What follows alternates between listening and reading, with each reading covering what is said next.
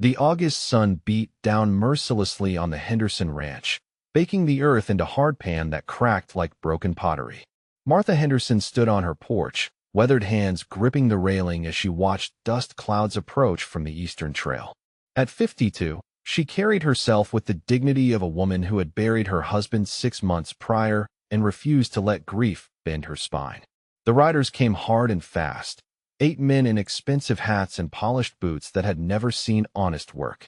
Their leader, Randolph Vance, sat his stallion like a king surveying conquered territory. His black mustache twitched as he surveyed the modest ranch house and struggling cattle scattered across the valley. Behind Martha, the screen door creaked open. Samuel Mackenzie emerged, moving with the careful gait of a man whose bones remembered too many hard winters. His gray hair hung thin beneath a battered hat, and his pale eyes seemed cloudy with age.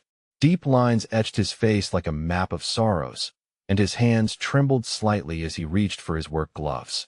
Before we continue with Samuel's story, I have to say how much I love hearing from folks all over the world who enjoy these tales. If you're listening from somewhere far from this dusty ranch, drop a comment and let me know what country you're tuning in from. There's something magical about how these stories of courage travel across borders.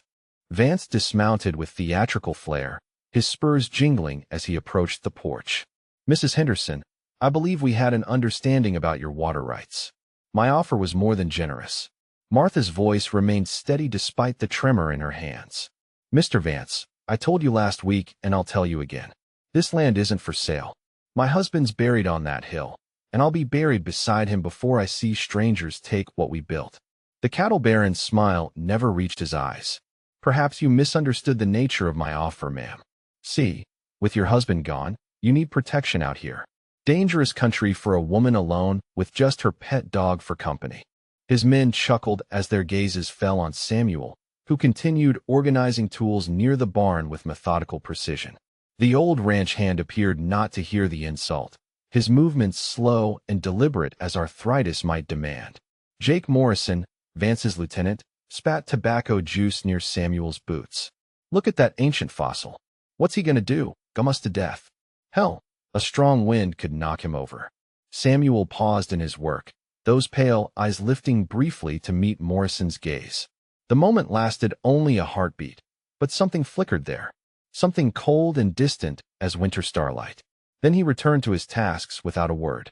"You see, Mrs. Henderson," Vance continued, gesturing towards Samuel with obvious contempt, "your hired help won't be much use when real trouble comes calling. And out here, trouble has a way of finding folks who don't know when to accept a helping hand." Martha's jaw tightened. "Samuel's been with this ranch for 3 years. He's worth 10 of your men put together." Morrison laughed, slapping his thigh. "That walking corpse? Ma'am, I could break him in half with one hand tied behind my back. Hell, he probably needs help getting out of bed in the morning." The other riders joined the laughter, their horses snorting and stamping in the heat. Samuel's hands stilled on his tools for just a moment. His shoulders remained slightly hunched, his breathing steady, but Martha noticed something she'd never seen before. The way his fingers rested near his belt, right where a gun belt might sit on a different man. Vance's voice dropped to a more menacing tone. "I'm trying to be reasonable here, Mrs. Henderson, but my patience has limits. This valley needs proper management, and your little spread is sitting on the best water source for 50 miles. Now, you can take my generous offer, or we can discuss other arrangements." The threat hung in the air like smoke from a grass fire. Martha felt her courage wavering as 8 pairs of hard eyes fixed on her. These weren't simple cowboys looking for work. They were predators, and she was alone except for an aging ranch hand who looked like he'd blow away in the next strong wind. Samuel straightened slowly, his movements careful and measured. He walked toward the porch with that same unhurried gait, each step deliberate. When he spoke, his voice carried the weight of gravel and distant thunder. "Gentlemen, I believe the lady made her position clear. Might be best if you respected her wishes." The words were polite, almost conversational, but something in their delivery made Morrison's hand drift toward his gun. The other riders shifted uneasily in their saddles, though none could explain why an old man's quiet statement had changed the atmosphere so completely. Vance studied Samuel with new interest, taking in the scarred hands, and the way the old man's pale eyes never quite looked away. There was something unsettling about those eyes, something that didn't match the frail frame and careful movements. "Well now," the cattle baron said slowly, "seems the widow's dog has found his bark. Tell me, old man, what exactly do you plan to do if we decide Mrs. Henderson's hospitality needs improvement?" Samuel's response was barely above a whisper, but every man present heard it clearly. "Whatever needs doing, Mr. Vance. Whatever needs doing." The silence stretched like a taut rope between them.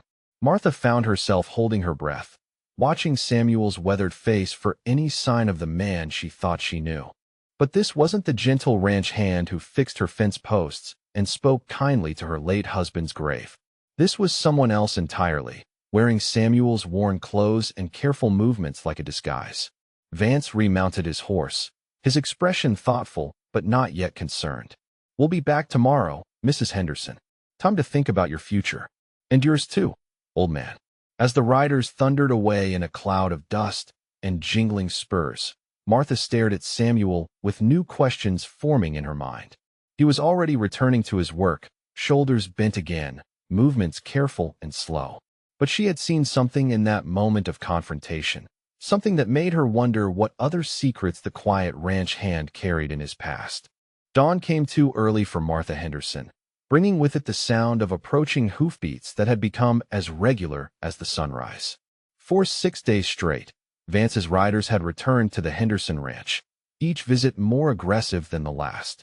What started as veiled threats had escalated into open intimidation and property damage that left Martha's small operation bleeding money she couldn't afford to lose. Samuel emerged from the bunkhouse before the riders crested the hill, his movements still careful and measured. In the growing light, Martha noticed how he positioned himself between the approaching dust cloud and the main house, as if his aged frame could somehow shield her from what was coming. His pale eyes tracked the horizon with an intensity that seemed at odds with his trembling hands and stooped shoulders. The 8 riders thundered into the yard like a plague of locusts, their horses kicking up clouds of dust that settled over everything like a funeral shroud. Jake Morrison led the charge this time, his face twisted with the kind of cruel pleasure that came from tormenting the helpless. Behind him rode the others, each man armed and eager for violence that wouldn't come with consequences. Morrison reined his horse to a stop just inches from where Samuel stood organizing fence repair materials. The lieutenant's shadow fell across the old ranch hand like a dark promise. Well, if it isn't the widow's loyal dog. Still pretending to be useful, old man?" Samuel continued sorting through the scattered tools without looking up. "Just trying to earn my keep, son. No harm in honest work." The casual dismissal enraged Morrison, whose face flushed red beneath his hat brim. He swung down from his saddle with deliberate aggression, his boots hitting the ground hard enough to send dust flying. "Honest work? You call propping up a failing ranch honest work? Hell, you're just taking the widow's charity money for doing nothing useful." Martha watched from her kitchen window as Samuel straightened slowly, his weathered hands never quite steady as they gripped a coil of barbed wire. The old ranch hand's voice remained calm, almost conversational. "Mrs. Henderson's been fair to me. I do what I can to repay that kindness." Morrison laughed, the sound harsh and mocking. "What you can do, old man, you couldn't repay a wooden nickel. Look at you, all bent over and shaking like a leaf. What happens when real men come calling and you're supposed to protect something?" Without warning, Morrison's boot connected with Samuel's toolbox, sending hammers and nails flying across the yard in a chaotic spray of metal. The crash echoed off the barn walls as tools scattered like frightened birds. Samuel watched the destruction with those pale eyes that never seemed to show surprise, as if he'd expected exactly this level of cruelty. "Oops," Morrison said with exaggerated innocence. "Clumsy of me. Better pick those up before someone gets hurt." Samuel knelt carefully, his movements deliberate as he gathered the scattered tools one by one. His hands shook as he worked, whether from age or suppressed emotion, Martha couldn't tell. But she noticed how he tested the weight of a hammer before placing it back in the box, how his fingers lingered on the handle of a large wrench. The other riders formed a loose circle, their horses stamping and snorting as if they could smell the tension building in the morning air. Each man wore the confident smirk of predators who had never faced serious resistance. They called out suggestions for further humiliation, their voices overlapping like a pack of coyotes closing in on wounded prey. "Hey Morrison, maybe the old fossil needs help walking to the outhouse. Looks like his bones might snap in a strong breeze. Hell, I bet he forgets which end of a nail to hit with that hammer. Probably hurt himself more than fix anything." Samuel's movements never faltered as he continued collecting his tools, but Martha noticed something that made her breath catch. For just a moment, when Morrison's boot had sent his carefully organized equipment flying, Samuel's eyes had flashed with something cold and deadly. Not anger exactly, but calculation. The look of a man measuring distances and angles with professional interest. The harassment continued throughout the morning as Samuel attempted to repair the fence line that Vance's men had cut the previous day. Every few minutes, one of the riders would nudge his horse close enough to knock over Samuel's work or scatter his materials. They made a game of it, competing to see who could humiliate the old man most effectively while staying just short of outright assault. "You missed a spot there, Grandpa. Maybe you need spectacles thicker than those windows. Christ, my grandmother could swing a hammer better than that, and she's been dead 10 years. Hey, old-timer, you sure you know which end of that wire is which?" Samuel endured each taunt with the same quiet dignity, never rising to the bait or showing the frustration that surely burned beneath his weathered exterior. But Martha began to notice subtle changes. The way he tested his grip on tools before using them. How he positioned himself to keep multiple riders in his peripheral vision. The careful way he avoided turning his back on any of the men, despite appearing to focus entirely on his work. By noon, 3 of Martha's remaining hired hands had saddled up and ridden away without collecting their final pay. They'd watched the escalating harassment with growing unease, recognizing that associating with the Henderson Ranch had become a dangerous proposition. Men with families couldn't afford to anger Randolph Vance over a job that might not exist much longer anyway. Only Samuel remained, still working methodically on repairs that would probably be undone again before sunset. His loyalty puzzled the remaining riders, who couldn't understand why an old man would stay in such an obviously hopeless situation. Their taunts grew more pointed, more personal. "What's wrong with you, old fool? Too stupid to see when you're beat? Hell, maybe you got nowhere else to go. Maybe this is the only place desperate enough to take in a useless old cripple. You probably ain't got 2 nickels to rub together." That afternoon brought the worst escalation yet. Morrison and 2 others dismounted near the well house, where Samuel was attempting to repair the water pump that someone had sabotaged during the night. The mechanism was delicate work, requiring careful adjustment of gears and seals that kept the ranch's water flowing to the cattle troughs. "Now what's the old fool doing?" Morrison wondered aloud. "Probably breaking it worse than it already was. Maybe we should put him out of his misery before he hurts himself."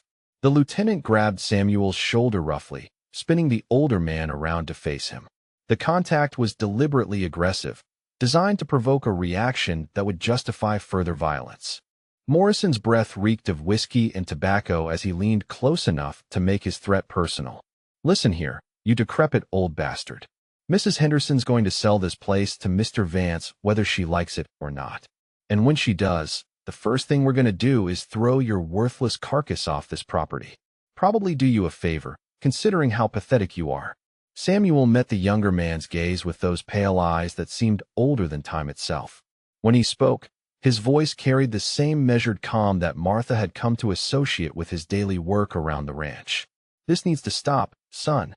Mrs. Henderson's done nothing to deserve this treatment."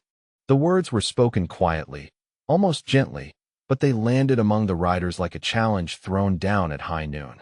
Morrison stepped back, his hand dropping instinctively toward his gun belt. The other men exchanged glances, suddenly aware that something had shifted in the confrontation's dynamic. "Did this old fool just threaten us?" Morrison demanded, his voice rising with incredulous anger. "Boys, I think the widow's pet dog just showed us his teeth." The laughter that followed was forced, carrying an undertone of unease that none of the riders quite understood. Samuel had returned to his work on the pump mechanism, his movements as careful and deliberate as before. But now there was something different about his posture, something that made experienced men check their weapons without conscious thought. Later that evening, As purple shadows stretched across the valley, Vance's men delivered their most devastating blow yet. While Martha and Samuel ate their simple supper, the sound of splintering wood and rushing water shattered the peaceful twilight. The riders had destroyed the main water pump entirely, using axes and hammers to reduce the vital mechanism to twisted metal and broken gears. Martha ran from the house to find her water supply cascading uselessly into the dirt, months of careful maintenance destroyed in minutes of gleeful vandalism. The financial loss was devastating, but worse was the knowledge that without water, her cattle would die within days. She sank to her knees beside the wreckage, shoulders shaking with sobs she'd held back for 6 long days. Samuel emerged from the house to survey the damage, his weathered hands clenching and unclenching as he took in the scope of the destruction. For the first time since the harassment began, his careful composure cracked slightly. His right hand drifted toward his belt, fingers positioning themselves where gun leather might rest on a different man's hip. The gesture lasted only a moment before Samuel caught himself, forcing his hand back to his side with visible effort. But Martha had seen it, just as she'd noticed other small details over the past week. The way Samuel's eyes tracked movement with predatory precision. How he always seemed to know exactly where each rider positioned himself. The subtle changes in his breathing when violence threatened. As the riders disappeared into the gathering darkness, whooping with savage joy at their night's work, Samuel stood beside the ruined pump with an expression Martha had never seen before. In the lamplight spilling from the house windows, his pale eyes looked like chips of winter ice, cold and merciless as a blizzard wind. Little did they know, some legends never truly retire. They simply wait for the right moment to remind the world why their names once struck fear into the hearts of lesser men. And Samuel Mackenzie, standing in the ruins of senseless destruction while a good woman wept beside her broken dreams, was beginning to remember exactly who he used to be. The morning sun was barely over the horizon when Deputy Tom Wilson guided his sorrel mare up the dusty trail toward the Henderson Ranch. At 24, he was young for a lawman, but he'd earned his badge through careful observation and an encyclopedic memory for wanted posters and legendary figures from the territory's violent past. The complaints reaching town about Randolph Vance's intimidation tactics had finally reached a threshold that demanded official investigation. Martha Henderson emerged from her house as Wilson approached, her face bearing the haggard expression of a woman who'd slept poorly for too many nights. Behind her, the sound of steady hammering indicated that someone was already at work attempting repairs on the destroyed water pump. The rhythmic strikes echoed across the valley with mechanical precision, each blow perfectly timed and measured. "Deputy Wilson," Martha called out as she approached his horse. "I appreciate you coming out here, but I'm not sure there's much the law can do about my situation." Wilson dismounted, his hand resting casually on his gun belt as he surveyed the obvious signs of vandalism around the property. "Ma'am, I've heard troubling reports about harassment and property destruction. Mind if I take a look around and get your statement about what's been happening?" As they walked toward the damaged pump house, Wilson's attention was drawn to the figure working steadily amid the mechanical wreckage. An older man knelt beside the twisted metal remains, his movements careful and deliberate as he sorted salvageable parts from the deliberate destruction. Something about the man's posture struck Wilson as familiar, though he couldn't immediately place why. The deputy moved closer, studying the worker with growing interest. The man's hair was silver gray beneath a battered hat, and his clothes bore the wear of honest labor. But there was something about the way he held himself, even while kneeling, that suggested reserves of strength beneath the appearance of frailty. "Samuel," Martha called out, "this is Deputy Wilson from town. He's here about the trouble we've been having." The older man looked up from his work, and Wilson felt his breath catch in his throat. Those pale eyes, cold as winter sky and sharp as broken glass, belonged to someone he'd seen before. Not in person, but in faded photographs and detailed descriptions passed down through law enforcement circles. The scarred hands, the weathered face marked by years of hard decisions, the way those eyes seemed to catalog every detail of their surroundings with predatory precision. Wilson's mind raced through memories of stories told in hushed tones around sheriff's offices and frontier saloons. Tales of a legendary gunfighter who trained some of the most famous lawmen in the territory before disappearing into retirement 15 years ago. A man whose twin Colt revolvers had carved his name into frontier history with surgical precision and unwavering justice.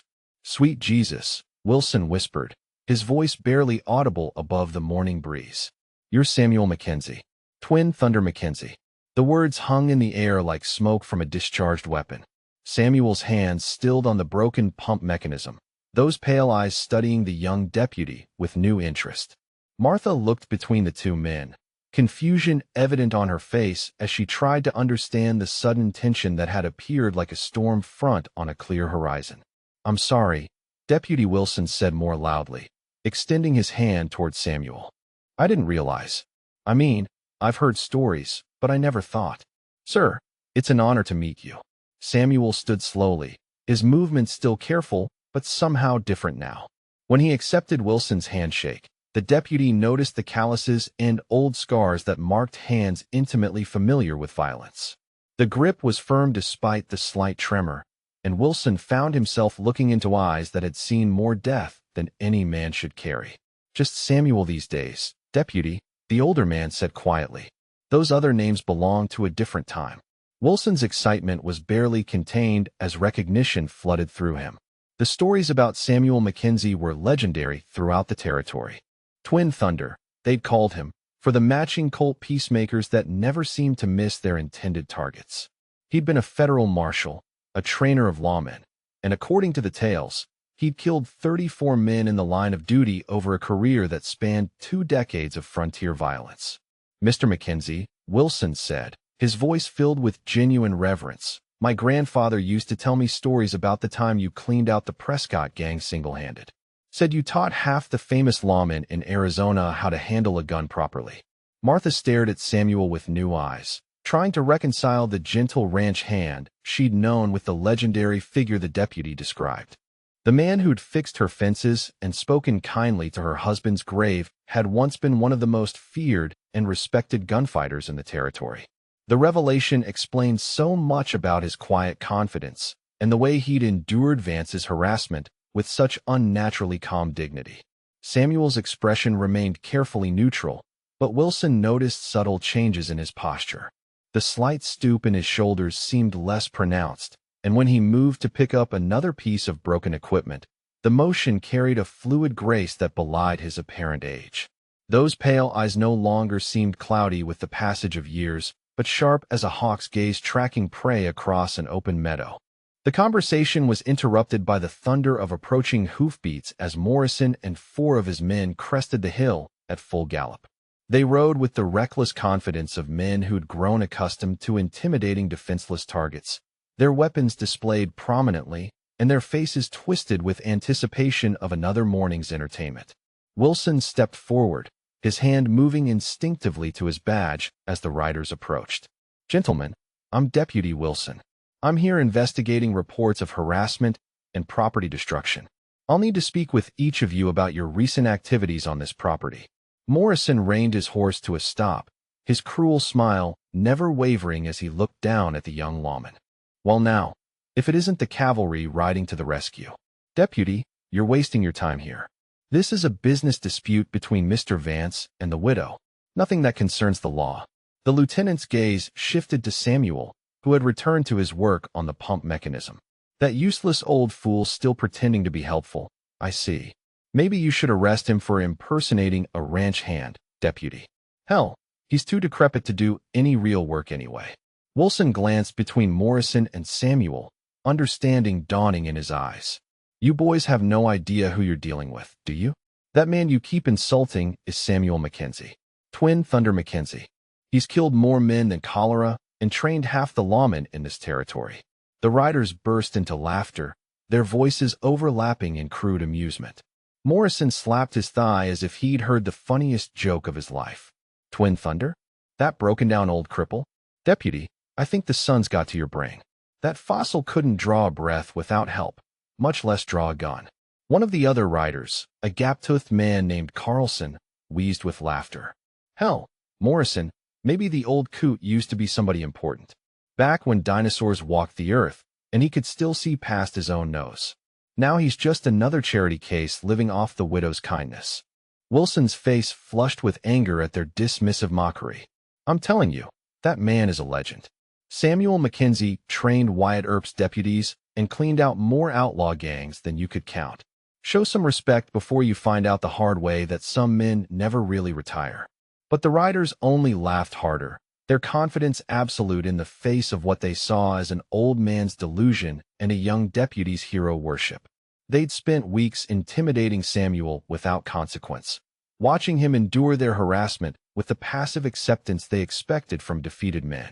The idea that this trembling ranch hand could pose any threat seemed absurd beyond consideration. Samuel continued working throughout the exchange, his hands steady on the broken machinery despite the verbal assault. But Wilson noticed changes that the mocking riders missed entirely. The way Samuel's breathing had deepened and steadied. How his movements, while still careful, now carried an economy of motion that spoke of lethal efficiency. Most telling of all, those pale eyes had grown cold as mountain snow, calculating distances and angles with the precision of a professional predator. Morrison's voice rose above the laughter. Deputy Wilson, I suggest you take your fairy tales back to town and let the grown-ups handle their business. This old fool isn't Twin Thunder or any other kind of thunder. He's just another broken-down cowpoke who doesn't know when to quit. The sound of approaching horses interrupted Morrison's speech as Randolph Vance himself appeared on the horizon, riding hard with 3 additional men. The cattle baron's face was dark with fury as he approached, having clearly decided that the situation required his personal attention. His expensive clothes and ornate saddle marked him as a man accustomed to having his will enforced without question. Vance reined his horse to a stop and surveyed the scene with obvious displeasure. Deputy Wilson, I understand you're here about some supposed harassment. Let me save you the trouble of a lengthy investigation. Mrs. Henderson owes me money, and I'm simply collecting what's due. Any property damage was the result of her stubborn refusal to honor her obligations. That's not true, Martha protested, her voice strengthening with the deputy's presence. My husband never borrowed money from you, Mr. Vance. You're trying to steal my land through intimidation and violence. Vance's smile was as cold as his eyes. Mrs. Henderson, perhaps your memory needs refreshing. Jake, show the deputy our documentation of the widow's debt. Morrison reached into his saddlebag and produced a folded paper that looked suspiciously fresh despite its supposedly historical importance. The document bore signatures and seals, but Wilson's trained eye immediately spotted irregularities that suggested forgery. However, proving fraud would require more evidence than he could gather during a single visit. While the adults debated legalities and property rights, Samuel Mackenzie stood slowly from his work beside the ruined pump. His movements were deliberate and controlled as he removed his work gloves, revealing hands that bore the distinctive calluses and scars of a professional gunfighter. When he spoke, his voice carried across the yard with quiet authority that made every man present turn to listen. Mr. Vance, Samuel said calmly, I believe it's time you and your men moved along. Mrs. Henderson has made her position clear, and there's nothing more to discuss here today. The words were politely spoken, almost conversational in tone, but they landed among the gathered men like a thrown gauntlet. For the first time since beginning his campaign of intimidation, Randolph Vance found himself looking directly into the pale eyes of the man he'd dismissed as a harmless old cripple. What he saw there made him unconsciously check the position of his own weapon.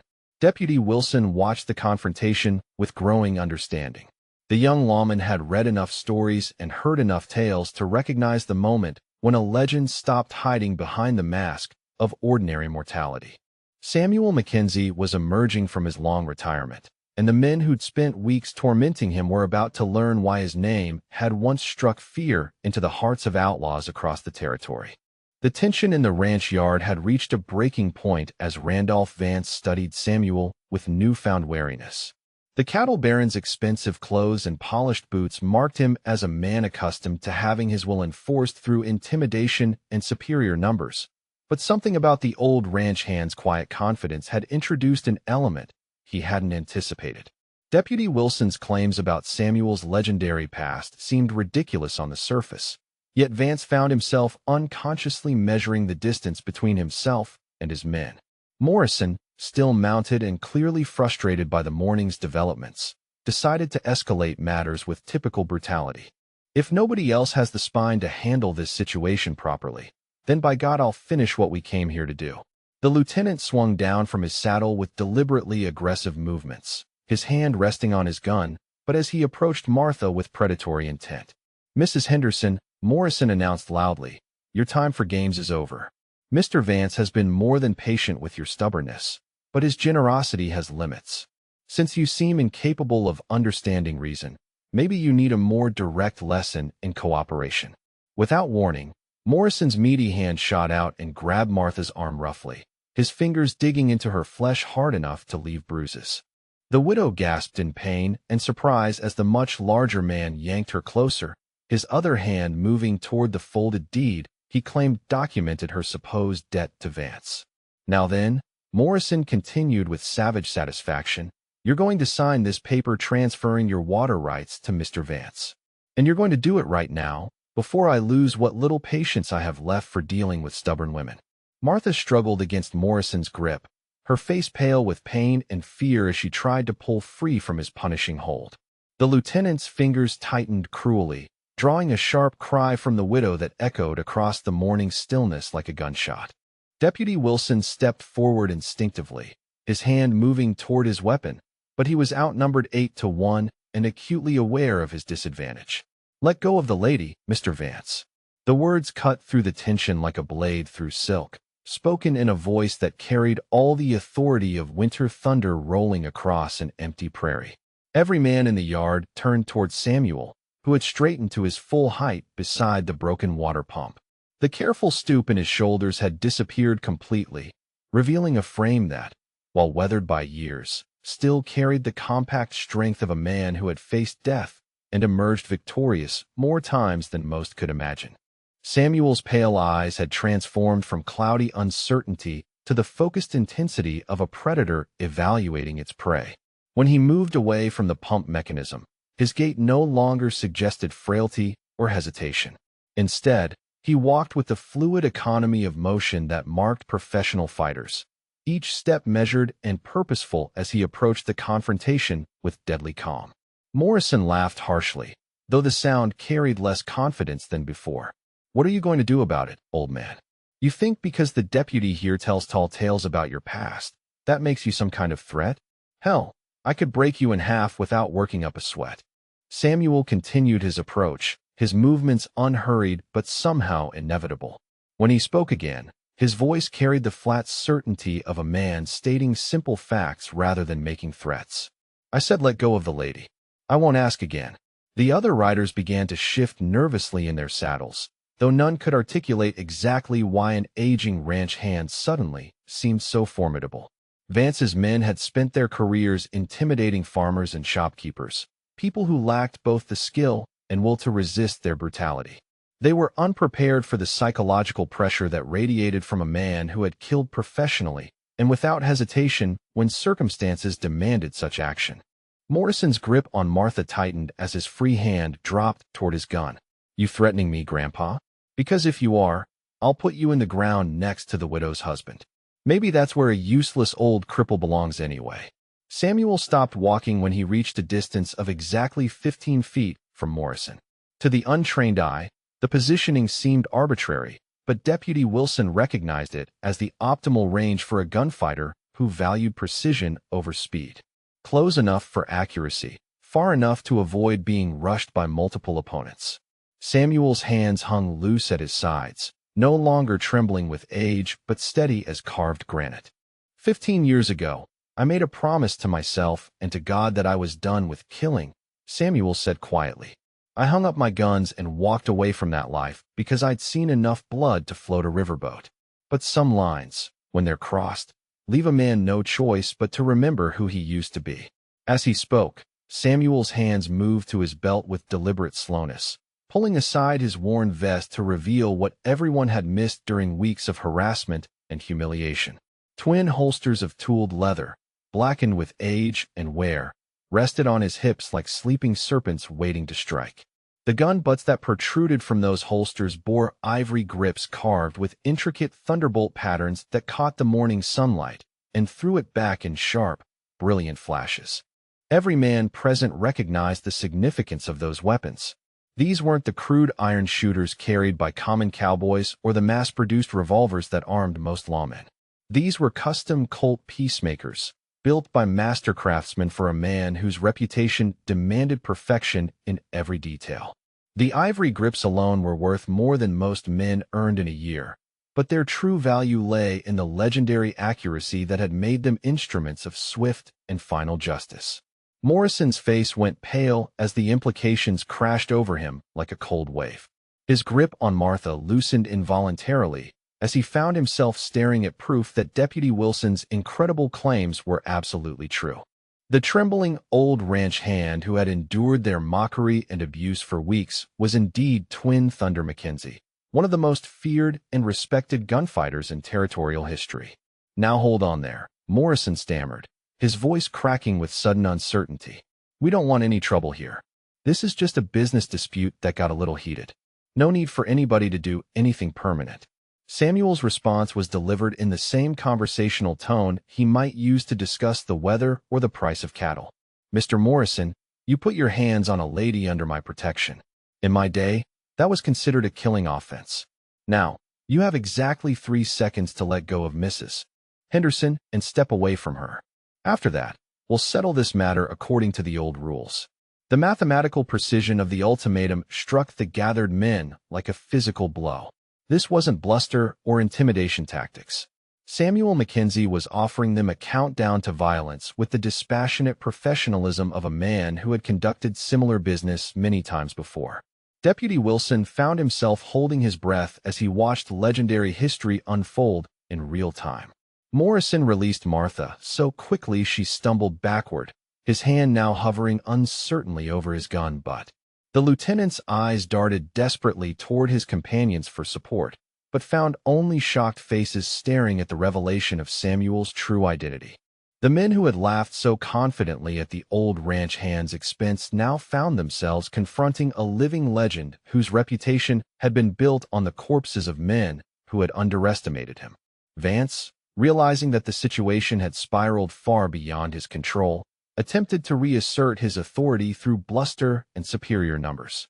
"Mackenzie, even if you are who Wilson claims, you're still 1 man against 8. Those glory days are long behind you, and your hands shake like autumn leaves. You might have been something once, but now you're just another broken-down has-been trying to relive past glories." Samuel's pale eyes shifted to meet Vance's gaze directly, and the cattle baron felt his confidence evaporate like morning dew under a hot sun. What he saw in those eyes wasn't the uncertainty of age or the desperation of a cornered animal. Instead, he found himself looking into the cold depths of a winter pond, clear and still and absolutely merciless. These were the eyes of a man who had killed when killing was necessary and slept peacefully afterward. "Mr. Vance," Samuel replied with terrifying calm, "my hands only shake when I'm pretending to be something I'm not. When I'm being who I really am, they're steady as bedrock. Would you like a demonstration?" The challenge hung in the air like smoke from a funeral pyre as Samuel's hands moved to rest lightly on the carved ivory grips of his legendary weapons.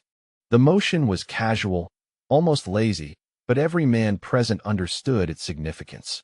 Twin Thunder Mackenzie was offering them a choice between retreat and death, and the window for making that decision was closing rapidly.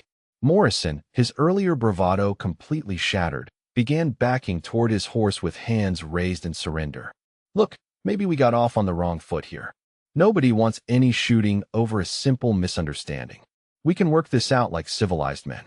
But Vance's pride wouldn't allow him to back down in front of his men, even facing a legendary gunfighter with decades of experience in lethal violence.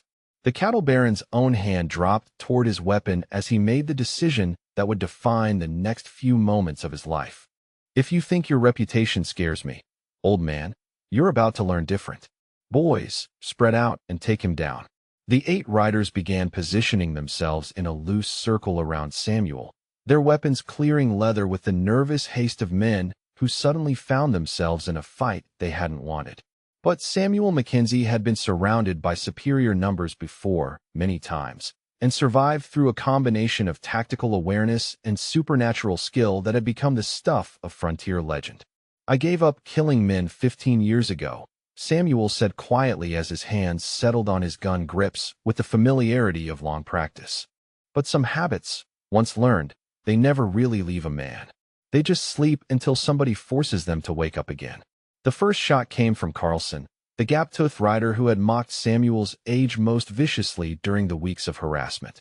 His bullet went wide, thrown off by the nervous tremor in his gun hand as he faced the reality of shooting at a living legend. Samuel's response was instantaneous and surgically precise, his right-hand Colt appearing in his grip as if materialized by magic. The ivory-handled peacemaker spoke with authority born of perfect maintenance and expert handling, its bullet taking Carlson's gun clean out of his hand without touching flesh. The rider screamed in shock and pain as hot metal fragments peppered his palm, his weapon spinning away into the dust like a broken toy. Morrison tried to bring his own gun to bear, but found himself staring down the barrel of Samuel's left-hand Colt before his weapon had cleared its holster. The legendary gunfighter's draw was fluid as flowing water, both weapons appearing in his hands with supernatural speed that defied his apparent age and frailty. The second shot disarmed Morrison just as precisely as the first had neutralized Carlson, the bullet striking his pistol at exactly the right angle to send it flying without inflicting permanent injury. The lieutenant stood frozen in shock, his empty hands still extended, as if holding a weapon that no longer existed. 2 down, 6 to go, Samuel announced with the calm professionalism of a craftsman discussing his work. "Gentlemen, I suggest you reconsider your current course of action. These old hands remember exactly how to do what they used to do best." The morning air crackled with tension as thick as summer lightning as Samuel Mackenzie stood in the center of the ranch yard, twin Colts gleaming in his steady hands like extensions of his own will.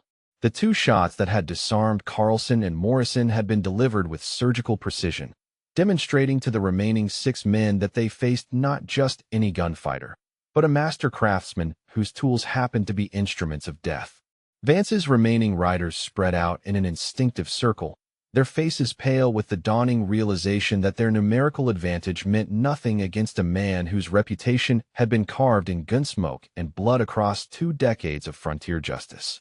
These were men accustomed to intimidating shopkeepers and farmers, not facing down a legend who had taught the territory's most famous lawmen everything they knew about staying alive in a gunfight.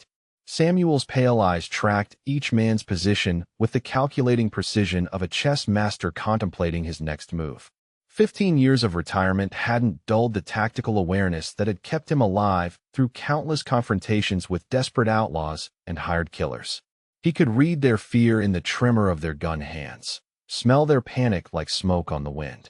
Tommy Fletcher, the youngest of Vance's men at barely 19, made the mistake of trying to edge toward the barn for cover. Samuel's left-hand Colt spoke with authority, the bullet splintering with just inches from Fletcher's head and sending him scrambling back into the open with a yelp of terror. The message was clear. There would be no cover, no hiding, no escape from the reckoning that had been 15 years in the making. "Stay where you are, boys," Samuel said conversationally, his voice carrying the same tone he might use to discuss the weather. "Moving around just makes this harder on everyone. Now, you've got 2 choices. You can drop your weapons and ride out of here, or you can find out why they used to call me Twin Thunder." Bronson Kelly, a grizzled veteran of range wars and cattle rustling, spat tobacco juice into the dust and raised his revolver with shaking hands. "You may be fast, Mackenzie, but you ain't faster than 6 men shooting at once. Boys, on the count of 3, we all cut loose together." The strategy might have worked against an ordinary gunfighter, but Samuel Mackenzie had faced coordinated attacks before and survived through a combination of tactical positioning and supernatural reflexes that bordered on the mystical. As Kelly began his count, Samuel was already moving with fluid grace that belied his apparent age. 1.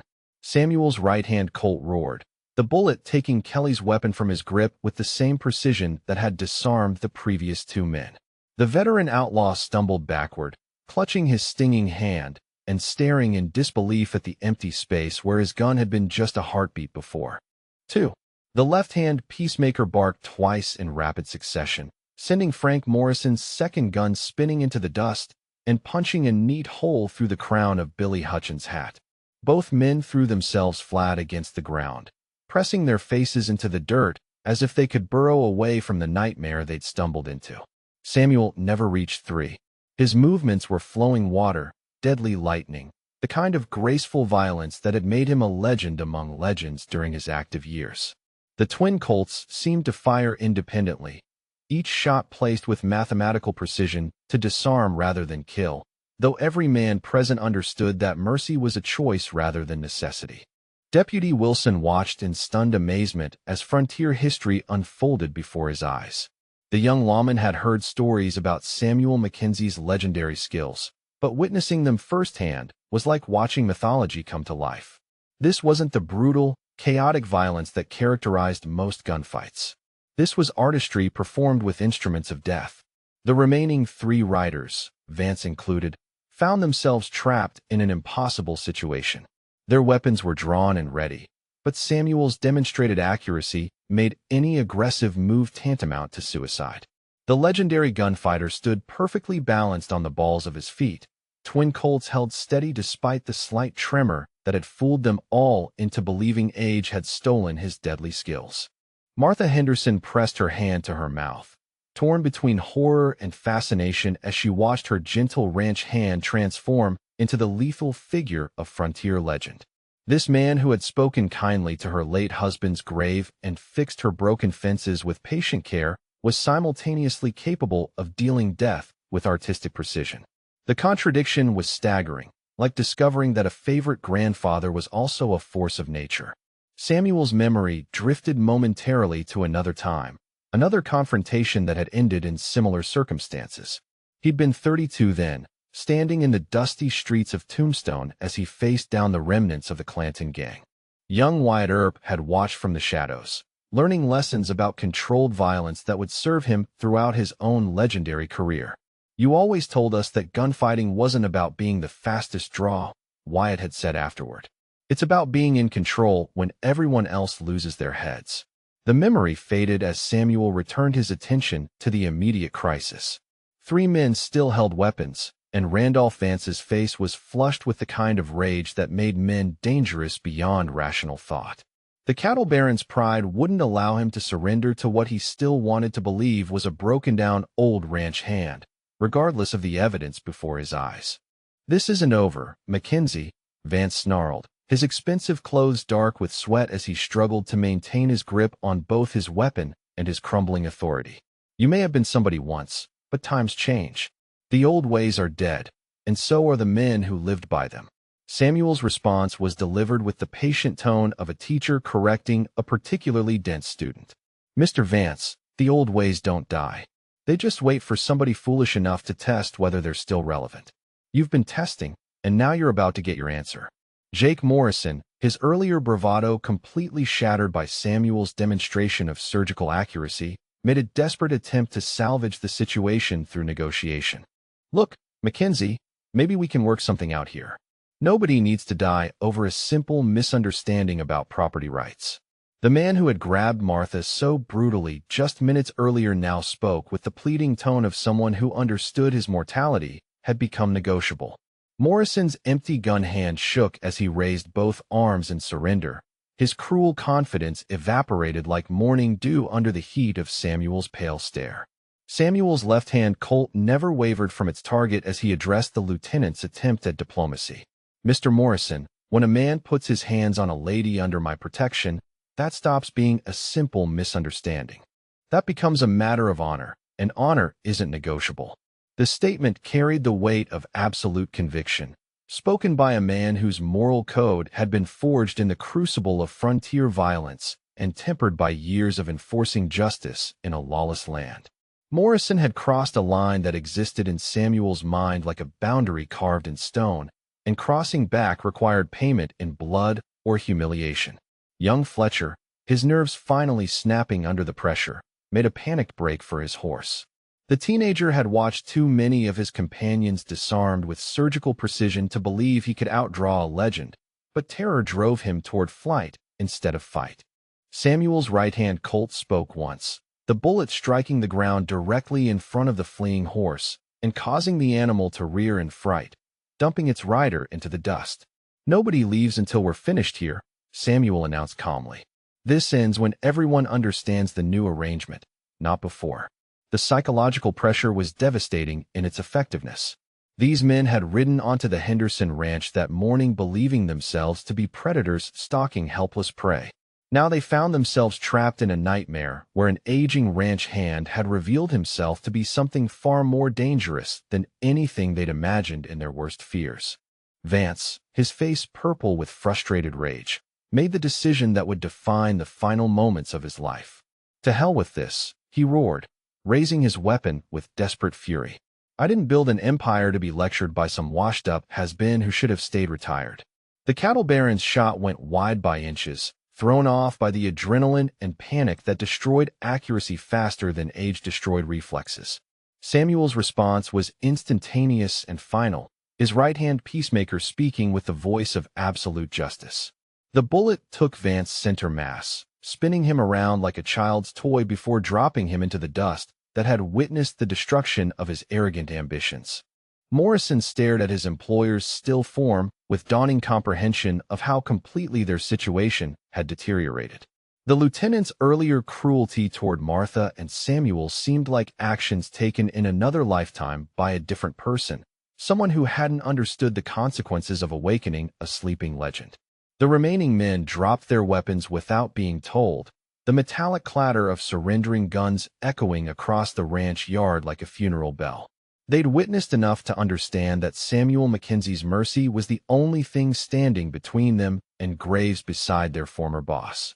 The lesson was carved into their memories with the precision of one of Samuel's bullets. Fletcher sobbed openly as he knelt in the dirt beside his fallen horse, his teenage bravado completely shattered by proximity to real violence. This wasn't the romantic gunfighting described in dime novels and barroom stories. This was swift, decisive, and absolutely final, with consequences that would follow him for the rest of his life.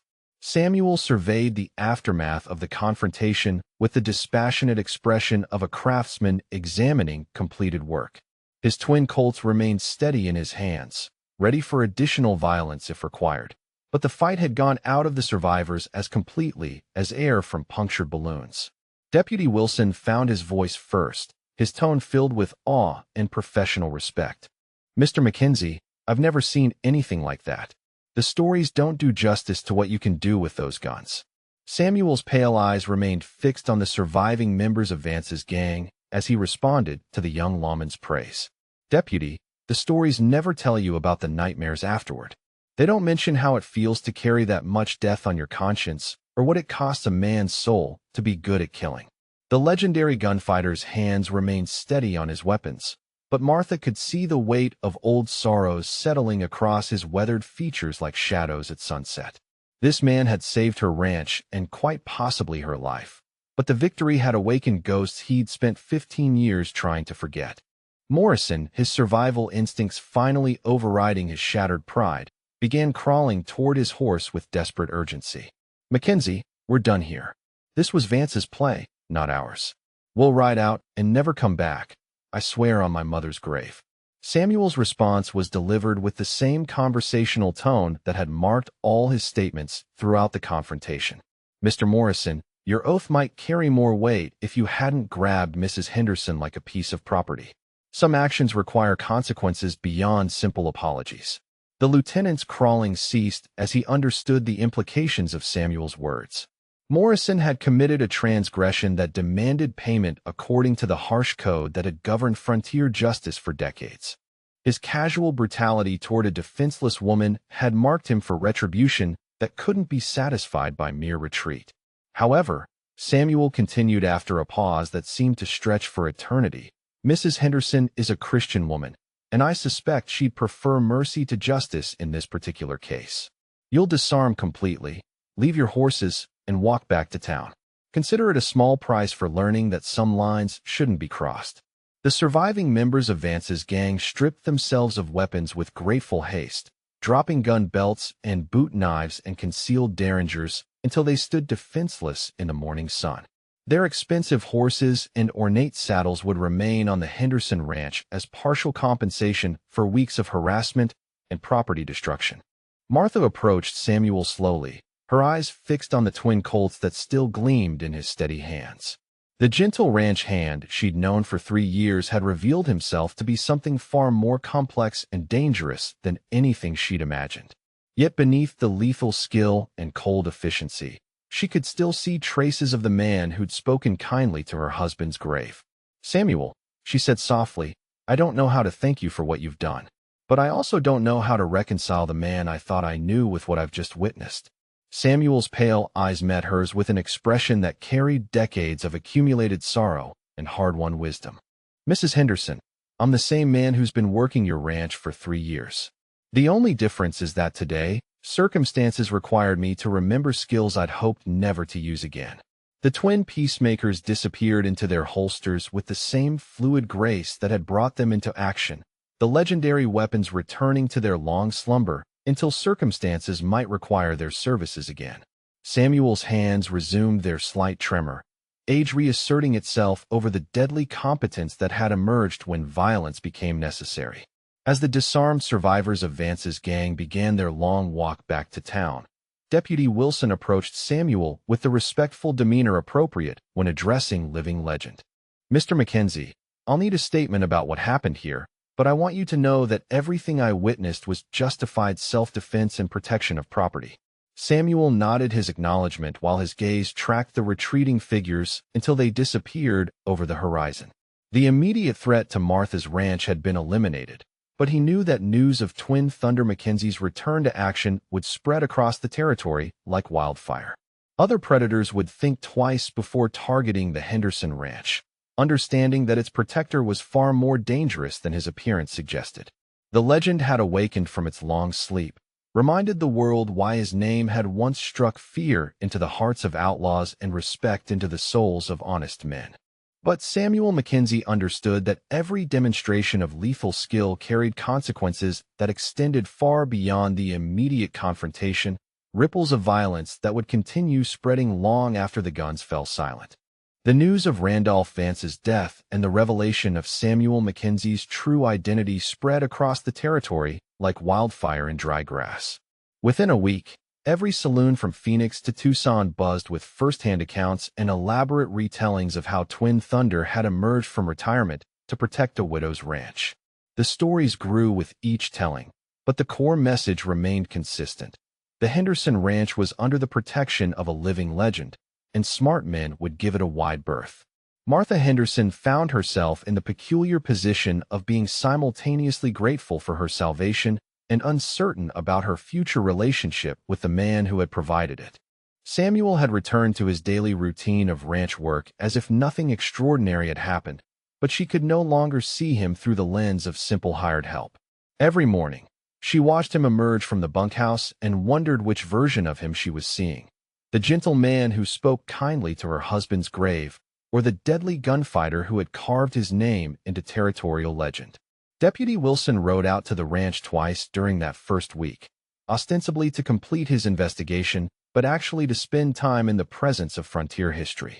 The young lawman brought with him stories and questions that Samuel answered with patient courtesy, sharing insights about gunfighting and law enforcement that Wilson would carry with him throughout his own career.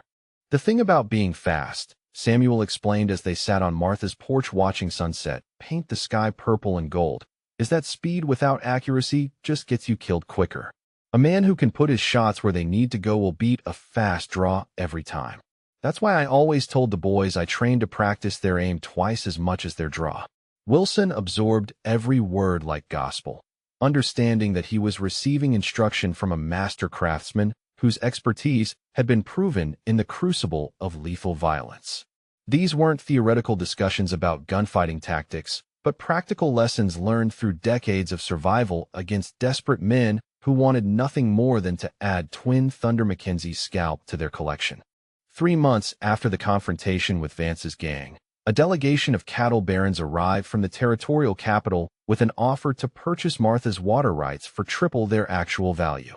They approached with the respectful demeanor of men who understood they were negotiating in the shadow of a legend, their previous tactics of intimidation and violence replaced by genuine business courtesy. Mrs. Henderson, the lead negotiator, explained with careful politeness, "We represent a consortium of legitimate businessmen interested in developing water resources throughout the valley. We understand your ranch is under the protection of Mr. Samuel Mackenzie, and we want to assure you that our offer comes with no pressure or coercion whatsoever." Martha declined their generous proposal with quiet confidence, understanding that Samuel's reputation had transformed her from vulnerable target to respected neighbor. The water rights that Randolph Vance had tried to steal through violence and forgery were now hers to keep or sell according to her own wishes, protected by the knowledge that threatening her would mean facing Twin Thunder's legendary skills. By winter, the Henderson Ranch had become a place of pilgrimage for young lawmen and aspiring gunfighters who hoped to meet the legendary Samuel Mackenzie. They arrived with hero worship in their eyes and departed with sobering wisdom about the true cost of violence.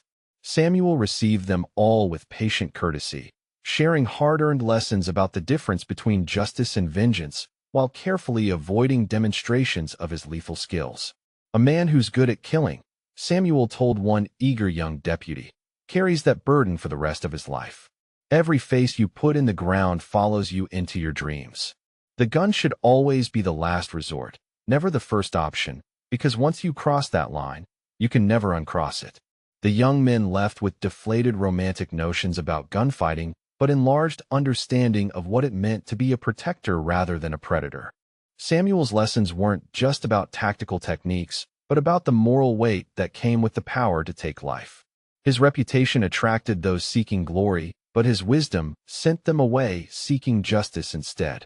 Martha's ranch prospered under the protection of Samuel's legendary name. Rustlers who might have targeted her cattle gave the Henderson brand a wide berth, understanding that stealing from Twin Thunder Mackenzie's employer was tantamount to signing their own death warrants. Traveling merchants offered fair prices for her beef, and neighboring ranchers treated her with the respect due someone under the protection of frontier royalty. On the first anniversary of the confrontation that had changed everything, Martha found Samuel standing beside her husband's grave in the small cemetery that overlooked the valley.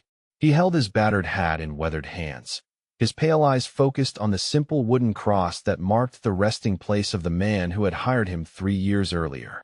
"He was a good man," Samuel said quietly as Martha approached. "Treated me fair when I needed work and never asked questions about my past. I'm glad I could honor his memory by protecting what he built." Martha stood beside him in comfortable silence, watching the sun set over the valley that had become her permanent home thanks to Samuel's intervention. The gentle ranch hand and the legendary gunfighter existed simultaneously in the same weathered frame, neither version more real than the other, but both essential to understanding the complex man who had saved her life and livelihood. "You know," Martha said eventually, "Robert always said he could see something special in you. Something that suggested you'd been important once, somewhere else. I think he would be proud that his instincts about character proved so accurate." Samuel's slight smile carried decades of accumulated wisdom and sorrow. "Mrs. Henderson, your husband saw what he wanted to see. A man trying to build something peaceful after years of destruction. The rest was just tools I hoped never to use again." 5 years after Randolph Vance's death, Deputy Tom Wilson was elected sheriff of the county, his campaign supported by Samuel's quiet endorsement and the respect that came with being trained by a living legend. Wilson's first official act was to commission a proper headstone for Martha's husband, acknowledging the debt of gratitude the community owed to the man who had hired Twin Thunder Mackenzie as a simple ranch hand. Samuel attended the dedication ceremony with Martha, standing respectfully as Wilson delivered a speech about the importance of recognizing good character and providing second chances. The gathering included most of the county's prominent citizens, all of whom understood that their current peace and prosperity existed because one man had been willing to risk his carefully constructed retirement to protect a widow's dignity. That same year, Samuel helped Martha expand her ranch house to include a proper guest room where young lawmen could stay while receiving instruction in both gunfighting techniques and moral philosophy. The informal academy became legendary throughout the territory, producing a generation of peace officers who understood that their primary obligation was protection rather than aggression.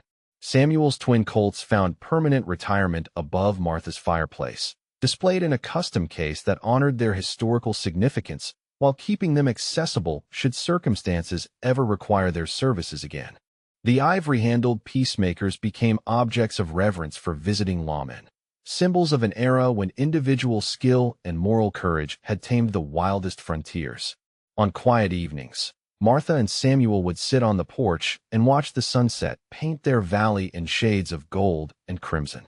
These were the moments Samuel treasured most, when the weight of his legendary reputation lifted and he could simply be a man who had found peace after decades of violence. Martha's presence reminded him that gentleness was possible even for hands that had dealt so much death. 10 years after the confrontation that had revealed his true identity, Samuel received word that Jake Morrison had been killed in a saloon fight in Colorado, shot down by a card cheat who was faster on the draw than the former lieutenant's damaged pride could handle. The news brought Samuel no satisfaction, only the familiar sorrow that accompanied reports of unnecessary violence. Martha found him that evening sitting beside her husband's grave, his weathered hands clasped around the simple wooden cross, as if drawing strength from the memory of a good man who had died peacefully in his own bed. The contrast between Robert Henderson's natural death and Morrison's violent end illustrated the different paths that men could choose when faced with moral decisions. Violence follows some men like a curse, Samuel told Martha as she joined him in the gathering twilight. Morrison never learned that strength comes from knowing when not to fight, not from proving how tough you are. That's why he died in a barroom instead of his own bed.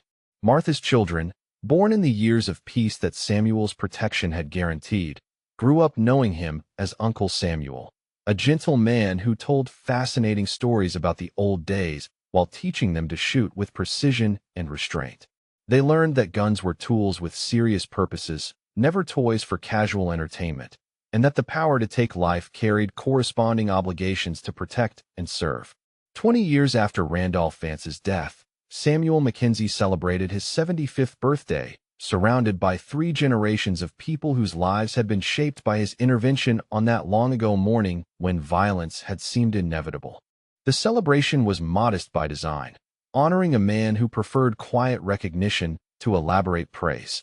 Deputy Wilson, now a graying sheriff with his own legendary reputation, raised a toast to the man who had taught him that true strength lay in restraint rather than aggression. The assembled crowd included Martha's children and grandchildren, neighboring ranchers who had prospered in the peace that Samuel's reputation had guaranteed, and young lawmen who continued to seek his wisdom about the proper use of force. Samuel's response to the birthday tributes was characteristically modest, focusing on the community that had given him purpose rather than the legend that had given him fame. A man's worth isn't measured by how many fights he's won, but by how many fights he's prevented. The best victory is the one where nobody has to die. In his final years, Samuel spent increasing time teaching Martha's grandson Thomas the subtle arts of reading men's intentions and de-escalating dangerous situations.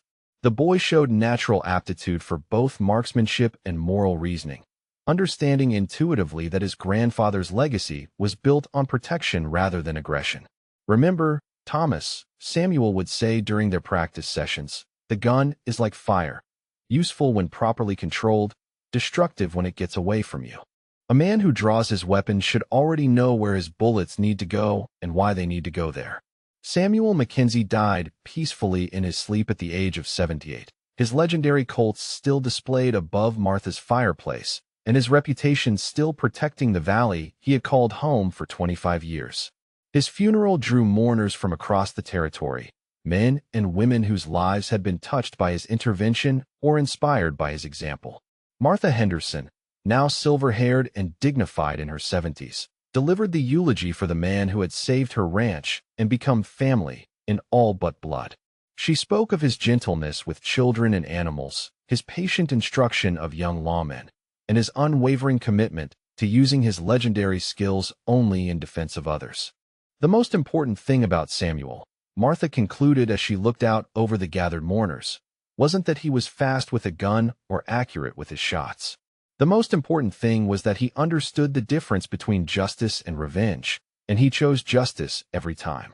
Twin Thunder Mackenzie was buried beside Robert Henderson in the small cemetery overlooking the valley, their graves marked by matching stones that honored two different kinds of courage. One man's willingness to trust a stranger with a mysterious past, and another man's willingness to sacrifice his peaceful retirement to protect what was right. If you've stayed with me through this tale of courage, honor, and the price of protecting others, I hope you'll take a moment to like this story and subscribe for more tales from the frontier.